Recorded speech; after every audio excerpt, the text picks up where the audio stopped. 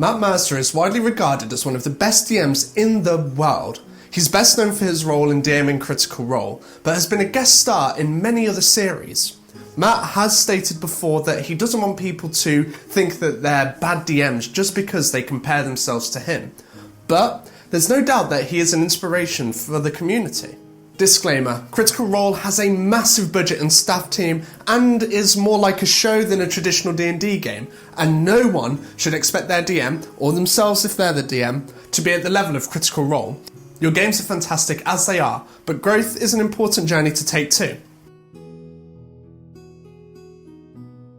The cornerstone of Matt's skills are in his world building and narrative.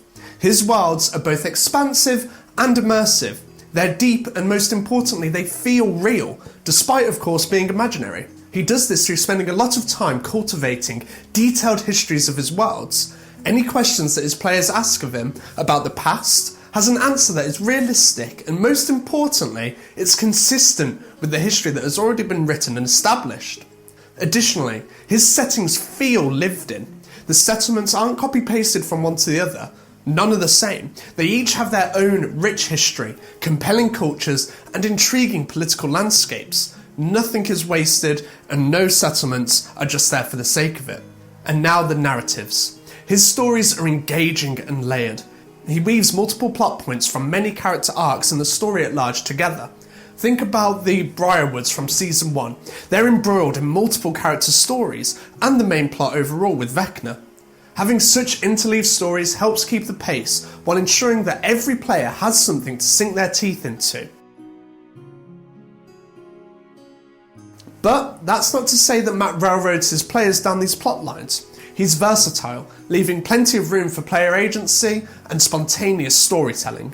In fact, quite often the best moments in his shows are from these improvised bits of content, rather than from Matt's planned ones. The lesson being to be ready to improvise, although this is best supported by a rich and historied world that you've spent a lot of time making correct. I'll preface this section by reminding everyone that Matthew Mercer is an actor and performer. He's notorious for his voice skills, and it's quite literally his job to be good at these things. Nevertheless, it is something that we can learn from him. Matt has a plethora of voices, distinct accents, speech patterns and personalities to draw from when he's creating and playing as NPCs. This helps him to stand out and stick in the memory of his players and the audience, and leads to enthralling interactions. Now, I'm not going to say that we all need voice actor levels of accents, but a little can go a long way when it comes to voices. Unique speech patterns like very slow, fast, stutters, or turns of phrase can set characters apart. And my favourite way of doing this personally is to choose voices for NPCs by thinking of my favourite media characters. I just put their name in brackets next to the NPC, then I do my best impression. It doesn't even really matter if you can't do a perfect impression of someone, because you'll get a unique voice regardless of whether it's perfect. No one's going to know that it's supposed to be Tommy Shelby. And then you can also lean into their characterization to set them apart even more. It's also important not to shy away from emotions. It can be really uncomfortable at first, but if you break down those barriers with your group and allow yourself and others to portray happiness, sadness, rage, jealousy, envy, and all the other emotions that people feel, you'll be able to bring that emotional depth that adds to the drama of Matt's play and performance. The more that you can bring yourself into the character you're playing, method acting style, the easier this will become. Railroading is one of the cardinal sins of being a DM, but it can be an easy trap to fall into. The players have full agency to explore the world at large, a daunting prospect to say the least, particularly if, like me, your world isn't fully complete yet with all settlements written out.